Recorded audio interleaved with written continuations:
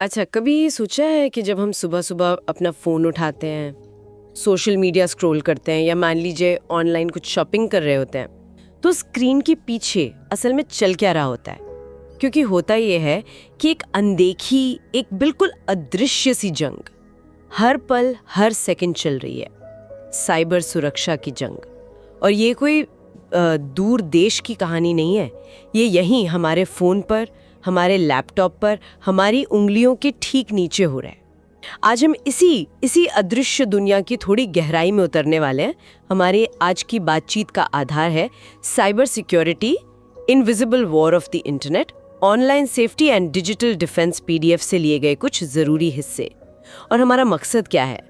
कोशिश ये है कि इस अनदेखी जंग की थोड़ी रूपरेखा समझें, इसके खतरे पहचानें और सबसे ज़रूरी ये जानें कि हम खुद को इस डिजिटल रणभूमि में कैसे ज़्यादा सुरक्षित रख सकते हैं। हम सब लगभग 24 घंटे इंटरनेट से जुड़े रहते हैं ना, सुबह उठने से लेकर रात में सोने तक। ज़िंदगी का कितना बड़ा हिस्सा ऑनलाइन बीतता है। लेकिन जैसे जैसे ये जुड़ाव, ये निर्भरता बढ़ रही है, वैसे वैसे खतरा भी मंडरा रहा है। साइबर क्रिमिनल्स, हैकर्स, डेटा चोर, ये नाम सुनने में थोड़े फिल्मी लगते हैं शायद। हाँ बिल्कुल। पर ये इंटरनेट की दुनिया के वो सैनिक हैं जो दिखते नहीं, जिनका मिशन है हमारी जानकारी, हमारी पहचान और हाँ, हमारे पैसे पर कब्जा करना। और ये सिर्फ ऐसा नहीं कि बड़ी कंपनियों या सरकारों पर ही हमला करते हो। नहीं, आम इंसान अक्सर इनका सबसे आसान निशाना बन जाता है। ये खतरा सिर्फ महसूस करने वाली बात नहीं रह गई। अब आंकड़े इसे और साफ कर देते हैं। जो हमारे पास सामग्री है उसमें एक रिपोर्ट का जिक्र है और वो बताती है कि दुनिया में हर 39 सेकंड में एक नया साइबर हमला होता है। हर 39 सेकंड में? हाँ, सोचिए जब तक हम ये बात कर रहे हैं कितनी ही कोशिशें हो चुकी होंगी किसी के सिस्टम में घुसने की, और ये आंकड़ा लगातार बढ़ रहा है। खासकर जैसे जैसे मोबाइल डिवाइसेस और ये स्मार्ट होम गैजेट्स का इस्तेमाल बढ़ा है। इसका सीधा सीधा मतलब यह है कि हर दिन हजारों, शायद लाखों लोग अनजाने में अपनी निजी जानकारी, अपनी बैंक डिटेल्स, तस्वीरें या कभी कभी तो पूरी डिजिटल पहचान ही खो देते हैं। हम अक्सर ये सोच लेते हैं कि भाई मेरे पास ऐसा क्या है जो कोई चुराएगा। लेकिन सच ये है कि हमारी छोटी से छोटी जानकारी भी साइबर अपराधियों के लिए बहुत कीमती हो सकती है। वो तस्वीरें जो हमने क्लाउड पर सेव कर रखी हैं, पासवर्ड्स जो ब्राउज़र में सेव कर दिए हैं, या वो जो फ्री वाले ऐप्स हम डाउनलोड कर लेते हैं, क्या हम एक पल भी रुक कर सोचते हैं कि ये कितने सुरक्षित हैं? ये सवाल अब हम नज़रअंदाज नहीं कर सकते। बिल्कुल। और यहीं पर साइबर सुरक्षा की अहमियत समझ में आती है। कई लोगों के लिए साइबर सुरक्षा का मतलब शायद अब भी बस एक एंटीवायरस सॉफ्टवेयर इंस्टॉल कर लेना होता है। हाँ, ये आम धारणा है। लेकिन जो विश्लेषण हमने देखा वो बताता है कि ये सोच पूरी नहीं है। एंटीवायरस जरूरी है, बिल्कुल है, पर ये सिर्फ एक हिस्सा है, पूरी तस्वीर नहीं है वो। इसे शायद एक डिजिटल शील्ड की तरह देखना ज्यादा सही होगा, या जैसे एक कई परतों वाला सुरक्षा कवच। ये सिर्फ वायरस से नहीं बचाता, सही कहा, बल्कि हमारी निजी बातचीत, हमारे बैंक के लेन देन, हमारी ऑनलाइन पहचान, इन सब को उन लोगों से बचाता है जो ताक लगाए बैठे हैं। अब सवाल ये उठता है, जैसा कि स्रोत भी इशारा करता है, कि अगर ये जंग इतनी बड़ी है, इतनी फैली हुई है, तो इसके योद्धा कौन है? कौन है वो जो हमला कर रहे हैं और कौन है वो जो बचाव में लगे? हाँ, ये साइबर स्पेस का एक बहुत ही दिलचस्प और महत्वपूर्ण पहलू है। बेसिकली यहाँ दो पक्ष साफ नजर आते हैं। एक तरफ हैं जिन्हें हम ब्लैक हैट हैकर्स कहते हैं, हाँ। या साइबर अपराधी। हाँ। ये वो लोग या समूह हैं जो लगातार सिस्टम्स में, नेटवर्क्स में, एप्लीकेशंस में कमजोरियों की तलाश में रहते हैं। हाँ। वल्नरेबिलिटीज ढूंढते हैं। हाँ। इनका मकसद या तो पैसा कमाना होता है, जैसे रैंसमवेयर फैलाकर या बैंकिंग फ्रॉड करके, हाँ। या फिर जानकारी चुराना, जासूसी के लिए या पहचान की चोरी के लिए, हाँ। या कभी-कभी सिर्फ सिस्टम को नुकसान पहुंचाना भी। और ये काफी संगठित और तकनीकी रूप से बहुत कुशल हो सकते हैं। अच्छा। दूसरी तरफ हैं साइबर डिफेंडर्स, यानी व्हाइट हैट हैकर्स और सुरक्षा पेशेवर। ये वो विशेषज्ञ हैं जिनका काम होता है इन्हीं कमजोरियों को हमलावरों से पहले ढूंढना और उन्हें ठीक करना।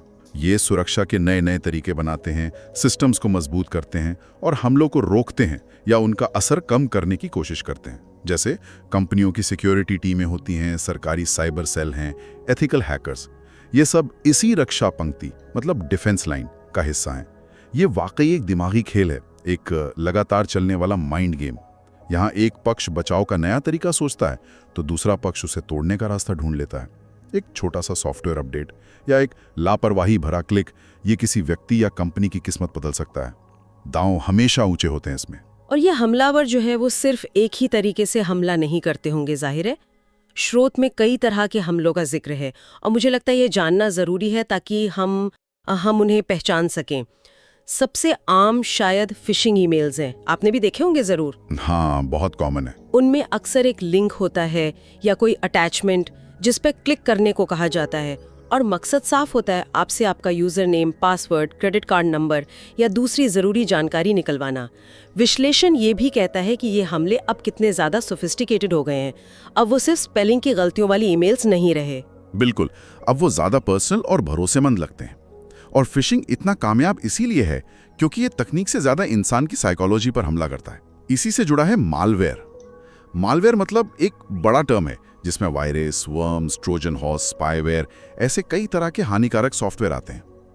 ये किसी ईमेल अटैचमेंट से आ सकते हैं, किसी संदिग्ध डाउनलोड से या किसी असुरक्षित वेबसाइट के जरिए भी हमारे डिवाइस में घुस सकते हैं। एक बार अंदर आ गए तो फिर ये हमारी जानकारी चुरा सकते हैं, हम क्या टाइप कर रहे हैं वो रिकॉर्ड कर सकते हैं, हमारे कंप्यूटर को दूर से कंट्रोल कर सकते हैं या उसे बॉटनेट का हिस्सा बना सकते हैं जिसका इस्तेमाल फिर दूसरे हमलों के लिए किया जाता है। और ये सब चुपचाप पीछे चलता रहता है, हमें पता भी नहीं चलता।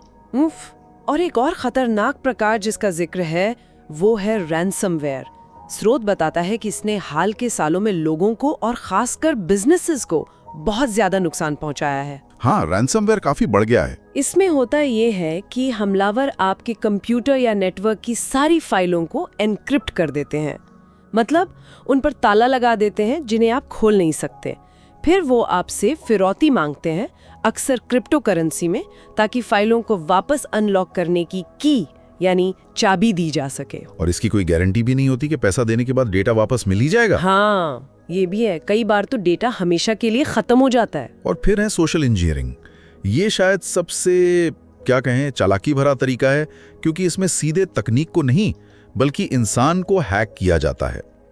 हमलावर भरोसे, डर, लालच या हमारी उत्सुकता जैसी मानवीय भावनाओं का फायदा उठाते हैं। जैसे कोई फोन करके बैंक अधिकारी होने का नाटक कर सकता है और आपसे ओटीपी या पासवर्ड पूछ सकता है, या कोई आपको कोई बड़ा लुभावना ऑफर देकर किसी लिंक पर क्लिक करने या ऐप डाउनलोड करने के लिए मना सकता है। हाँ, ये तो बहुत होता है। यहाँ आपकी जागरूकता और शक करने की जो क्षमता है वही आपका सबसे बड़ा बचाव है।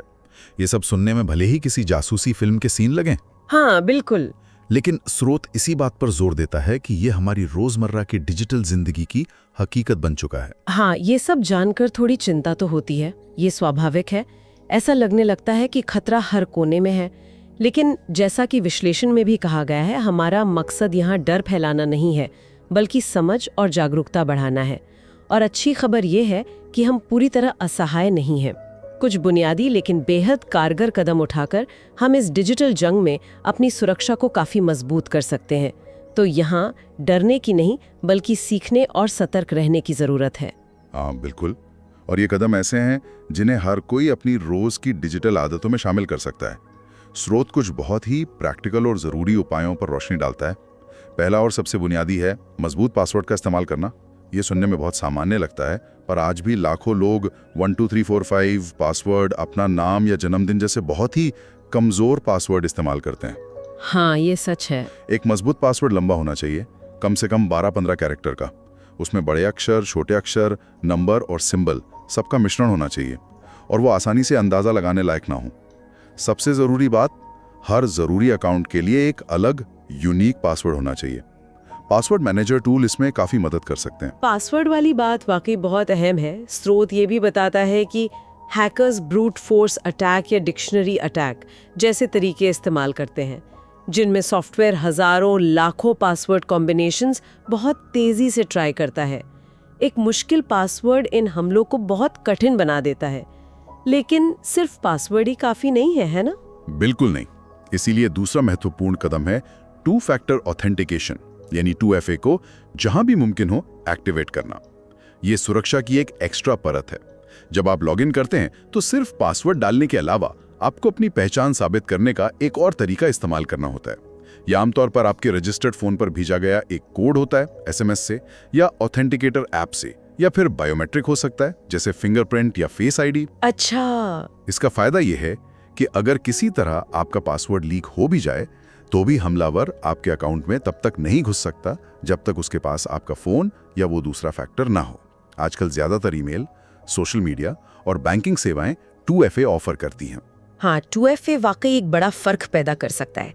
स्रोत में आगे अविश्वसनीय लिंक्स और ऐप से बचने की सलाह दी गई है। ये सुनने में तो सीधा लगता है, पर हम अक्सर जल्दी में क्लिक कर देते हैं। हाँ, और यहीं पर सावधानी की जरूरत है।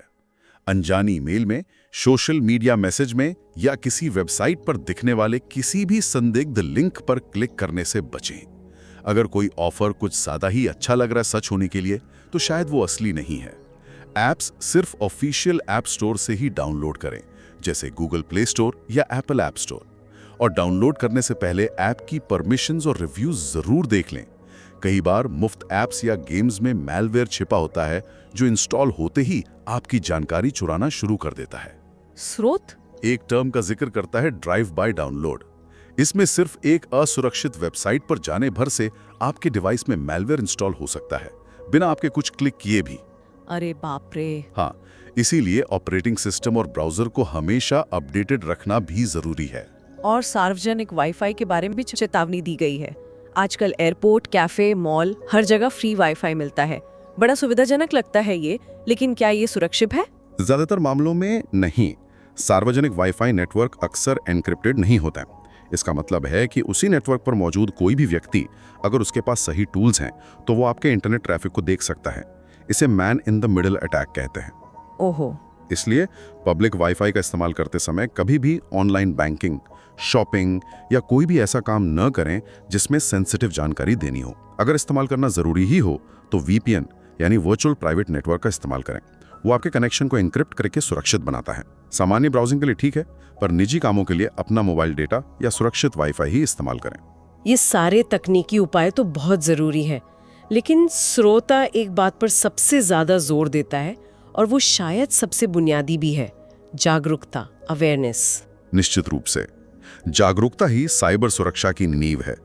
देखिए, तकनीक तो लगातार बदल रही है, नए खतरे रोज सामने आ रहे हैं। एंटीवायरस या फायरवॉल हमें एक हद तक ही बचा सकते हैं। असली बचाव हमारी अपनी समझ और हमारी सतर्कता से आता है।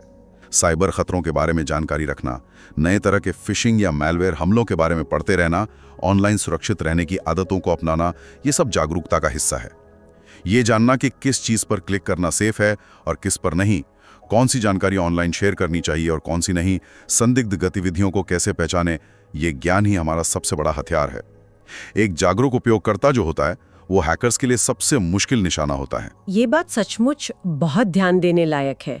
तकनीक हमें टूल्स दे सकती है, पर उन टूल्स का सही इस्तेमाल हमारी जागरूकता पर ही निर्भर करता है। स्रोत इस विचार को और आगे ले जाता है और कहता है कि डिजिटल दुनिया में हमारी जानकारी ही हमारी संपत्ति है, हमारी पहचान है, और इसकी सुरक्षा सिर्फ किसी कंपनी या सरकार की जिम्मेदारी नहीं है। ये हम में से हर एक की व्यक्तिगत जिम्मेदारी है ना? हम अपने घर के दरवाजे पर ताला लगाना तो नहीं भूलते, तो अपनी डिजिटल जिंदगी के दरवाजों को खुला क्यों छोड़ें? बहुत सही कहा। स्रोत में एक लाइन है जो इस पूरी बात का सार है, मुझे लगता है। साइबर सुरक्षा सिर्फ टेक्नोलॉजी नहीं, ये एक माइंडसेट है, एक डिजिटल डिसिप्लिन है। ये केवल सॉफ्टवेयर अपडेट करने या मजबूत पासवर्ड बनाने के बारे में नहीं है। ये सोचने के तरीके के बारे में है, ऑनलाइन व्यवहार करने के तरीके के बारे में है। ये एक डिसिप्लिन है जिसे हमें अपनी रोजमर्रा की जिंदगी में शामिल करना होगा। ठीक वैसे ही जैसे हम मान लीजिए स्वास्थ्य या वित्तीय अनुशासन अपनाते हैं। और ये डिजिटल डिसिप्लिन सिर्फ हमारे लिए ही नहीं, बल्कि आने वाली पीढ़ियों के लिए भी बहुत जरूरी है। जैसा कि स्रोत इशारा करता है, ये अनुशासन आने वाली पीढ़ियों को सुरक्षित रख सकता है। जी, या ये गहरा विचार है। बिल्कुल। आज के बच्चे तो डिजिटल दुनिया में ही बड़े हो रहे हैं। उनके लिए ऑनलाइन और ऑफलाइन जिंदगी में कोई साफ लकीर है ही नहीं। जैसे हम उन्हें सड़क सुरक्षा सिखाते हैं या अजनबियों से बात न करने के नियम बताते हैं, वैसे ही उन्हें सुरक्षित और जिम्मेदार ऑनलाइन व्यवहार सिखाना भी उतना ही, बल्कि शायद उससे भी ज्यादा जरूरी हो गया है। उन्हें डेटा प्राइवेसी के बारे में, online reputation, cyber bullying, digital fraud, इन सब के बारे में कम उम्र से ही बताना होगा, शिक्षित करना होगा। यह भविष्य के लिए एक बुनियादी जीवन कौशल, एक एसेंशियल लाइफ स्किल बन चुका है। ये पक्का करेगा कि वो इस अदृश्य जंग में खुद का बचाव करने में सक्षम हो। तो इस पूरी चर्चा के बाद स्रोत हमें एक आखिरी सोचने पर मजबूर करने वाले सवाल के साथ छोड़ता है। एक सवाल जो हम सभी को खुद से पूछना चाहिए हर बार जब हम ऑनलाइन कोई कदम उठाते हैं। अगली बार जब आप किसी वेबसाइट पर अग्री बटन पर क्लिक करें या कोई अनजान सी दिखने वाली फाइल डाउनलोड करें या किसी नए ऐप को अपने फ़ोन में जगह दें, तो बस 1 सेकंड के लिए रुकिए, थोड़ा सोचिए, क्या मैं वाकई सुरक्षित महसूस कर रही हूँ? क्या मैंने ज़रूरी सावधानी बरती है? क्योंकि जैसा कि विश्लेषण साफ करता है, इस अदृश्य लगातार चलने वाली जंग में आपका हर क्लिक, आपकी हर सहमति, आपका हर डाउनलोड एक नया मोर्चा खोल सकता है। सतर्क रहें, जागरूक रहें और सुरक्षित रहें।